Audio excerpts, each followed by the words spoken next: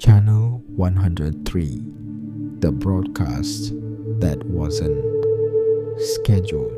In 1999, viewers in a few Midwest towns caught a TV channel that didn't exist. It aired a nightly show called The Family Horror, sitcom-style program with actors who never blinked, laughed out of sync, and ended every episode with the line, "We're already inside." The channel vanished within a week, but some say their TVs still turn to Channel 103 on their own. I moved into the house on a Tuesday. It was one of those quiet Midwestern neighborhoods with hedges trimmed so precisely they looked artificial and mailboxes painted to match the shutters. The house was older than it looked, built in the late 60s, tucked behind a row of towering oaks like it was trying to hide from the street. It smelled faintly of dust and lemon oil when I opened the front door, like someone had made a half-hearted attempt to clean it before vanishing. I didn't mind. It was cheap and I needed cheap. I had just left Chicago. My life there, well, let's just say I was ready to go. The city's noise had crept into my bones, and the silence out here felt like a relief. Or at least it did at first. The living room had a huge brick fireplace and shag carpet that someone had tried to rip up but gave up halfway through. There was a dent in the drywall near the staircase, like someone had thrown something hard against it. I didn't ask the landlord about it. I didn't ask much of anything. I unpacked slowly, living out of boxes for the first few weeks. Most nights I'd microwave something easy, sit on the floor with my food, and scroll through static-filled local TV stations I didn't recognize.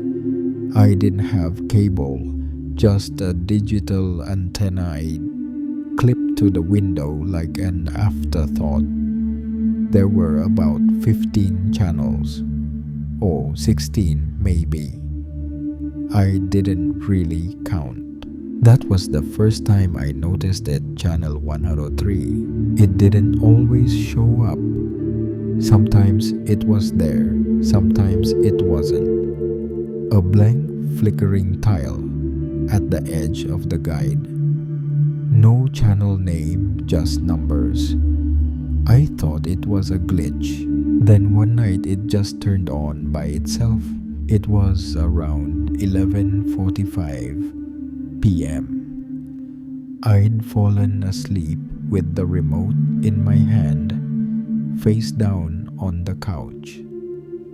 When I opened my eyes, the TV was glowing pale and steady, casting that soft blue light across the room. My first thought was that I must have rolled over onto the remote. But the volume was low, inaudibly low, and I wasn't even on a menu. I was on a show. It looked like an old sitcom. 4 people sat around a table in a living room, set straight out of the late 80s wood paneled walls, beige carpeting, canned laughter. A father, a mother, a teenage daughter, and a little boy in suspenders. The actors smiled too wide, like they were trying to prove something. Their mouths moved out of sync with the audio, and none of them blinked. None of them ever blinked. I stared half asleep, waiting for a punchline. The laughter came anyway. Not from me, from somewhere off screen. It sounded warped, too slow. Then the camera cut to a close-up of the dad, his face uncomfortably still. His lips twitched. And he said, "We're already inside." The laughter roared, and then it ended. The screen went black like someone had yanked the cord. I didn't sleep well that night, but I brushed it off. Maybe it was some experimental college film or a low-budget public access show airing late. Weird, sure, but I'd seen weirder. The next day, Channel 103 was gone. I scanned through the antennas channels again just to check, but there was nothing between 102 and 104. No gap, no glitch. It was like it had never been there. I started to think I'd imagined the whole thing. 3 nights later, it came back. Same time, same glow. The family hour. This time, they were in a kitchen. The mom chopped vegetables on a counter that looked too tall, while the daughter stirred a pot of something brown and lumpy. The boy, he just stood there, staring at the camera. He didn't move. I watched for a while, waiting to see if they would say anything. They didn't. Not at first. The camera lingered too long on their faces. The colors were wrong, like the reds were too red, the shadows too deep. The mom finally spoke. "We made you dinner." And the camera turned. They were looking at me. I mean, they couldn't be. It was a broadcast, a recording. But somehow they were. "We made you dinner," she said, again smiling too hard.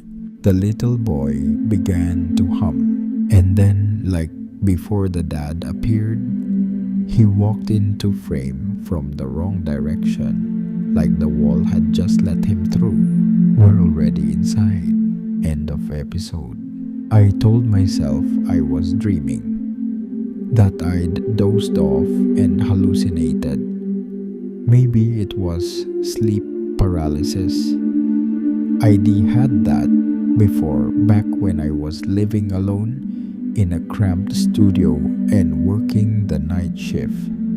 Shadows crawling up the walls, the weight on my chest, the voice that whispered my name, even though I couldn't move. I know what dreams feel like. This wasn't that. Still, I tried not to think about it. I went back to work. I talked to the neighbors. I mowed the lawn. I avoided the TV for a while. But every night when the house got quiet, I'd hear it. Not the show, just the click. Like the TV turning on by itself. Just once, then silence. I finally asked someone, an older guy named Marvin, who lived 2 houses down. He was one of those original residents, the kind who mows his lawn diagonally and knows every crack in the sidewalk by heart. I asked him carefully if he'd ever picked up strange channels on his TV. He stopped what he was doing, just stopped, like he'd forgotten how to move. "What number?" he asked. "Bahan 3, I said. He didn't blink. "You don't want that one." I waited for him to explain. He didn't. "They've been gone a long time," he said, looking past me. "You let them in when you watch." I asked who they were, but Marvin just turned around and went back into his house without another word. After talking to Marvin, I didn't turn the TV on for 4 nights. I left it unplugged just to be sure. But even unplugged, I could still feel it, this heavy presence in the living room. like the TV wasn't an appliance anymore, like it was waiting. It's a strange feeling, dreading something so ordinary. You don't expect your television to become a source of anxiety, but by the fifth night, curiosity it just won. I plugged it back in. I didn't try to find channel 103. I went through normal one's news, game shows, reruns, cooking competitions, but the screen felt empty, like I was watching through a pane of thick glass. At 11:43 p.m., the screen flickered. I didn't touch the remote. The picture didn't just change. It shifted like something crawling underneath the pixels. A glitch, a buzz, a second of static, and then the family hour was back. No intro, no theme song, just a cold cut to black and white footage of the house. Their house, the same set as before, but darker now. The lighting was rung too low, like a candle-lit stage. The dad sat in a rocking chair in the middle of the room, rocking, staring, rocking. The mom stood beside him holding a teacup that didn't seem to contain anything. It was shaking in her hand, though her face stayed calm. The boy and girl weren't there. I leaned forward. That's when the mom looked straight at the camera and said, "You moved the chair." The dad nodded just once. "You shouldn't have moved the chair." She didn't sound angry, just disappointed. I felt cold wash over me because I had. Earlier that day, while vacuuming, I'd shifted the old rocking chair by the fireplace to clean beneath it. I'd lived in the house for over a month, and I'd never thought twice about the chair it came, with the place tucked in a corner. I didn't even know why I kept it. "You shouldn't have moved the chair," the mom said again. This time her voice was quieter, slower. The dad finally stopped rocking. Then the screen cut to static. I sat there in the flickering glow, heart pounding. Somewhere upstairs a floorboard creaked. The next day I didn't go to work. I took the chair out to the curb, left it there by the trash. But when I came home from a walk, it was back on the porch. I called the landlord, asked if maybe someone else had access to the house. "Nope," he said. "You've got the only key." Then he paused. "You watching the late channels?" he asked casually, like someone might ask if you were getting into woodworking. I hesitated. "Why?" "Don't," he said, and he hung up. That night I checked the TV again. 103 was gone. The other stations played as usual, though I noticed something off with the commercials, small things. A toothpaste ad where all the actors had the same face. A dog food spot that repeated the word chew 27 times. I counted.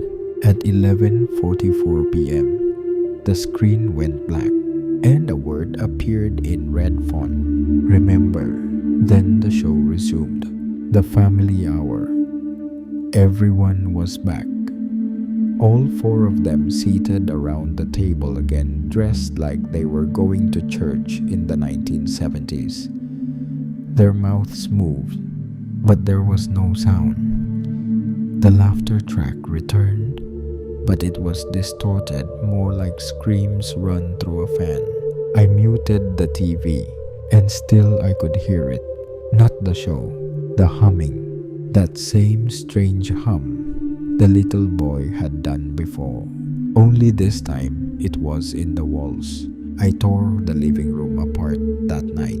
Moved furniture, checked behind the TV inside the other. After talking to Marvin, I didn't turn the TV on for 4 nights. I left it unplugged just to be sure.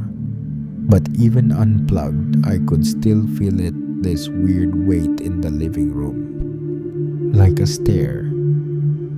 I caught myself glancing at the screen every time I passed it, half expecting to see a reflection that didn't match mine. Or worse, something behind me. I told myself I was just rattled. New house, strange place, weird locals. That's all it was. My imagination filling in the blanks.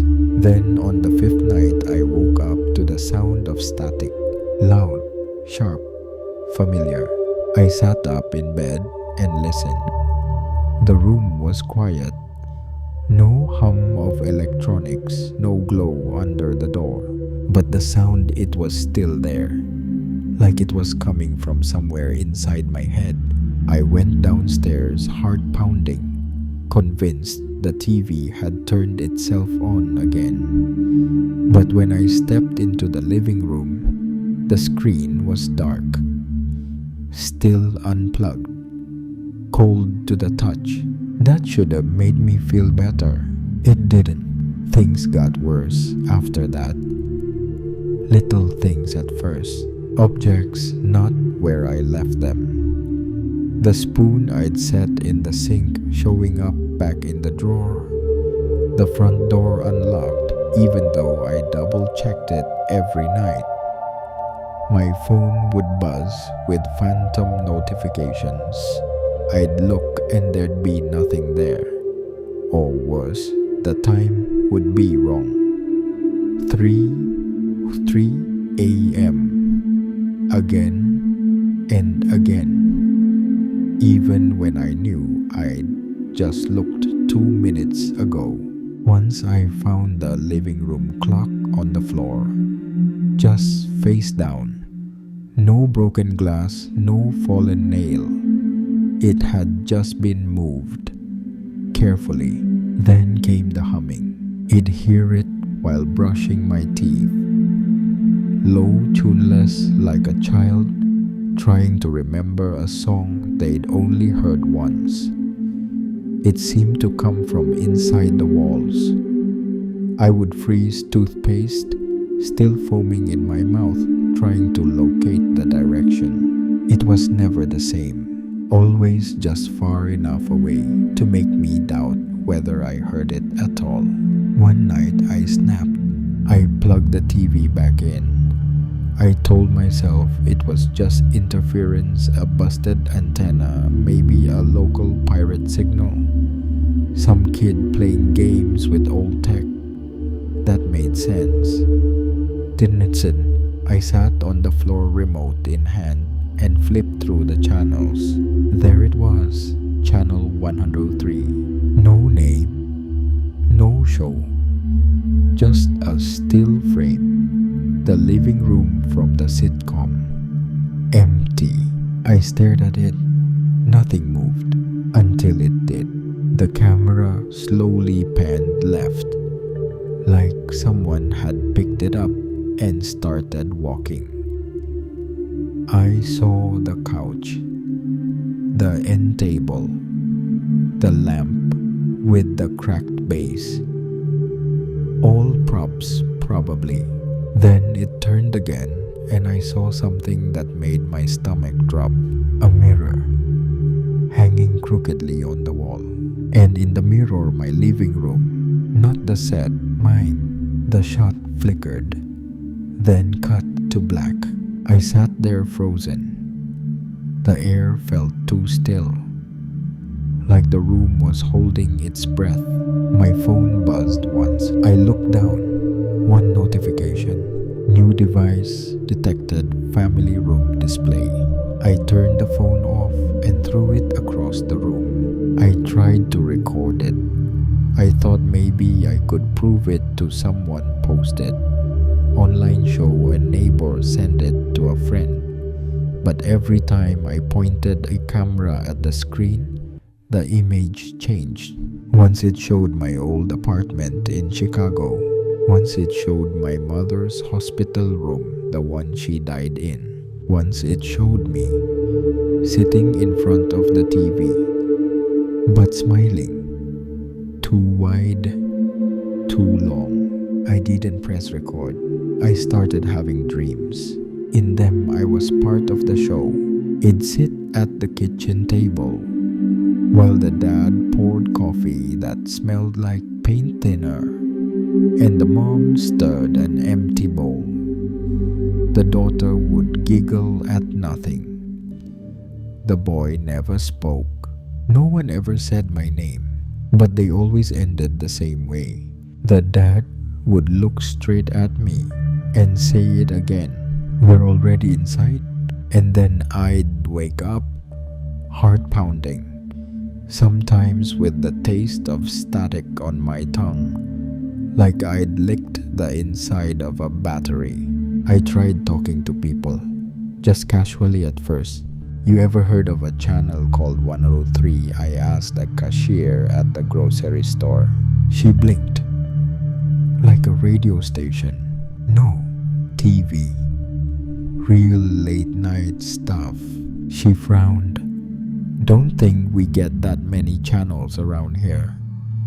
My granddad used to mess with an old UHF box though before it burned. "Burned?"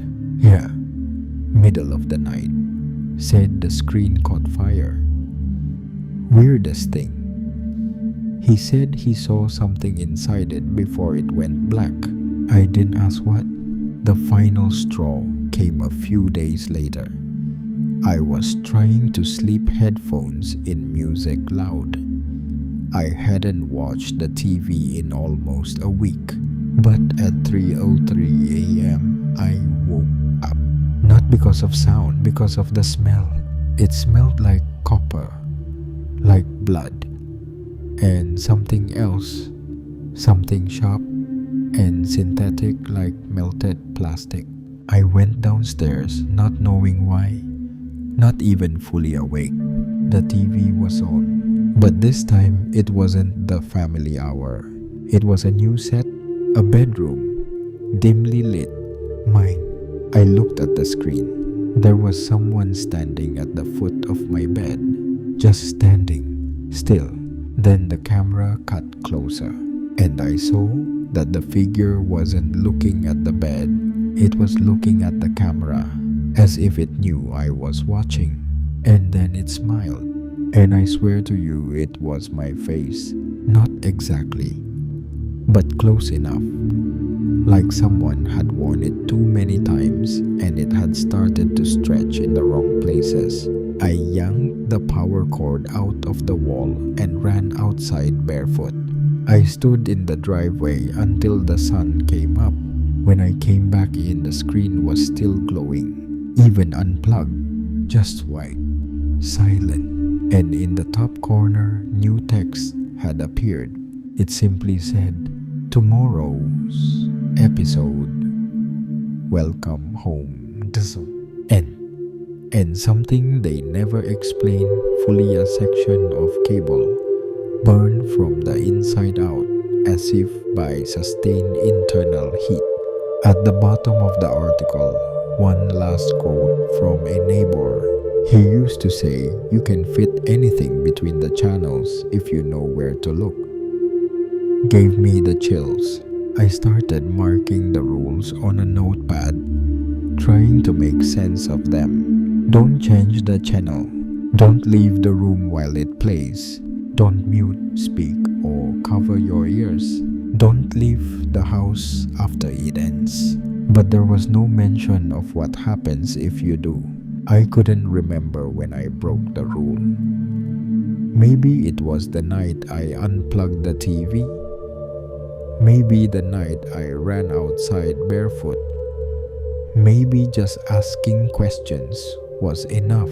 The next night, the TV turned on again. No cursor this time. Just a familiar scene, my bedroom. It was empty at first. Then the camera began to pan slowly, almost lovingly, to the closet door. It was open. Inside movement. Something shifted. A pale leg. A stretch of dark hair. Fingers pressing against the inside like the door was made of cloth. Then, as if reacting to me, watching the figure, turned slowly and smiled. And once again, it wore my face. But this time, it was closer. I tried to destroy the TV. I wrapped it in a blanket and smashed it with a crowbar. Took it out back and buried it under 6 feet of dirt. Then, just to be sure, I poured gasoline over the whole thing and lit it on fire. It hissed, cracked, and went silent. For 2 days, everything was normal. I even slept through the night. Then, on the 3rd morning, I walked downstairs and found the screen sitting on the couch. No frame, no wires, just the glass. And on it, in fog condensation, 6 words: "That wasn't yours to break." I moved out that afternoon. Didn't pack much. Just left. I rented a motel 2 counties over, paid in cash, and threw away my phone. No GPS, no internet, no digital screens. The room had 1 TV, a tiny old one bolted to the dresser.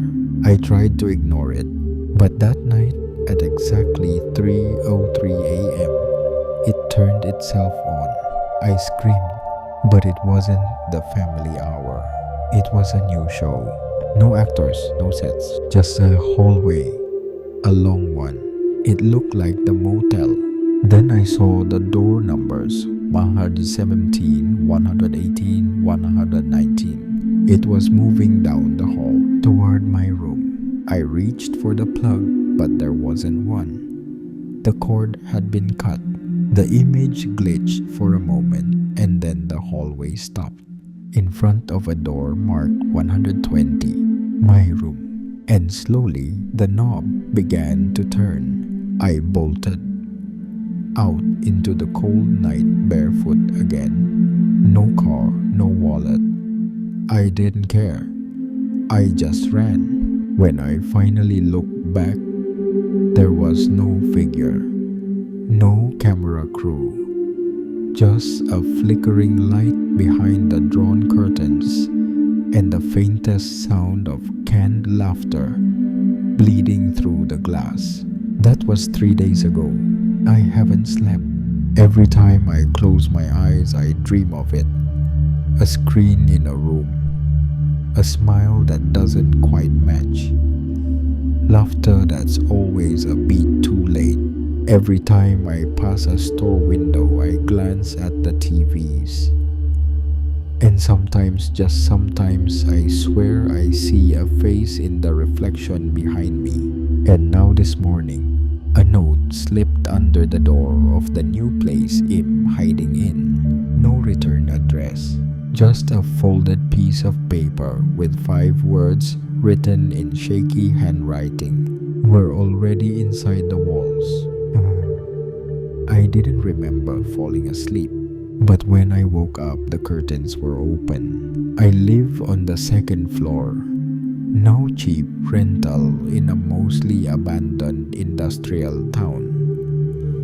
It was supposed to be temporary. But the view from the window this morning, it wasn't the alley anymore. It was the hallway from the motel. The one from the screen. Empty, silent, stretching off in both directions like a loop that had no end. I stared at it for what felt like hours, waiting for the frame to glitch, waiting for it to end. It didn't. Only when I blinked did the window shift, back just bricks and dumpsters again. But I wasn't sure which version had glitched. The motel door had been locked from the inside when I left. I went back. I had to know if it imagined it, but the room already rented. No record of me ever staying there. When I asked the woman at the front desk if there'd been anything strange with the room, she said, "We don't have a room." I pointed down the hallway. She looked me in the eye, dead serious. That wing was shut down in 2003. Burned wiring, code violations. Nobody's been back there in years. But I know what I saw. I walked down the hallway anyway, past 116, past 117. At the end of the corridor, where room 120 should have been, there was no door, just a smooth plastered wall. Except when I leaned in and pressed my ear against it, there was laughter. I don't know why I turned the TV on again. Maybe I thought I could control it this time, understand it, rewrite the rules.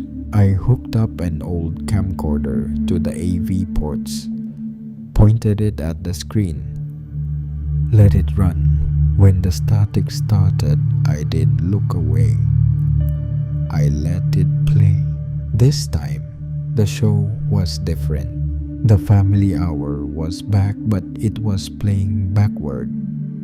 Every line reversed. Every smile held too long.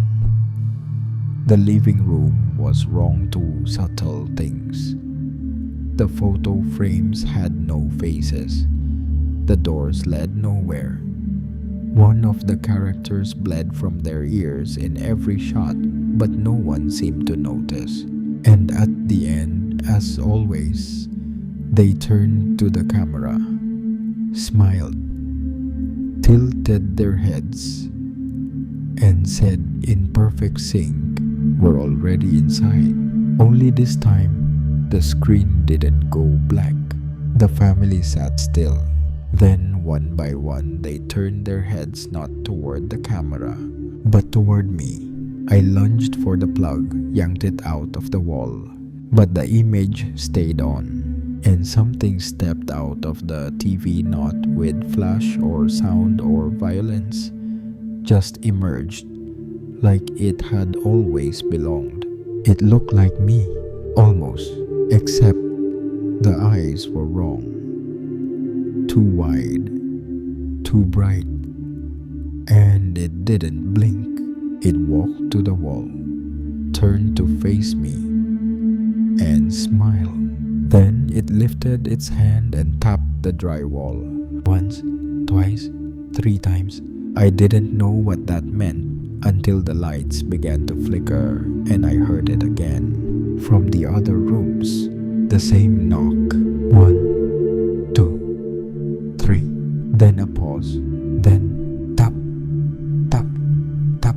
From the closet, the bathroom, behind the fridge, inside the walls.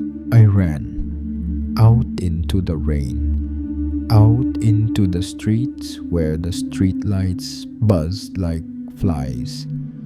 I didn't care where I went. I just kept going. I found myself back where it started. The old house. My first rental. It looked smaller now. Quiet. Forgotten. I climbed the porch stairs, pressed my hand to the door frame. The paint was peeling. The lock still broken. I stepped inside.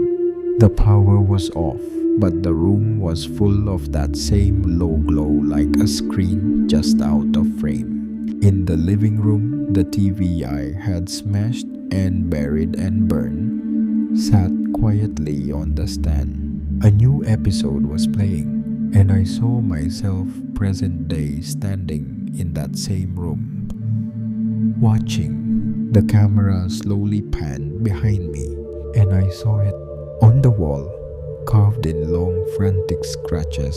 "You were never alone." I backed away, but the TV kept rolling. New scene. A bedroom. My bed. From above, I looked up at the ceiling, And there, above my bed, in jagged marks, scratched into the plaster, do not sleep when I'm awake. I haven't slept in 6 days. Every window reflects a different room. Sometimes I see my face in them, sometimes not. The laughter comes and goes. The show plays even when the TV is off. The static is in my ears now like tinnitus that speaks. There are more rules now. On the bathroom mirror in Steam. Don't record it. Don't tell anyone. Don't look away when it's smiling. Don't answer the knock after midnight. But the final rule is the one I didn't understand until tonight. Carved beneath the floorboards, I ripped up in desperation. Do not listen to the story. And if you've made it this far, I think it might be too late for you too. Because now, you're thinking about Channel 103. You're wondering if your TV has ever turned on by itself. You're asking yourself if you've ever heard a laugh that came a second too late. And if tonight when the static begins, you'll remember what I forgot. We're already inside.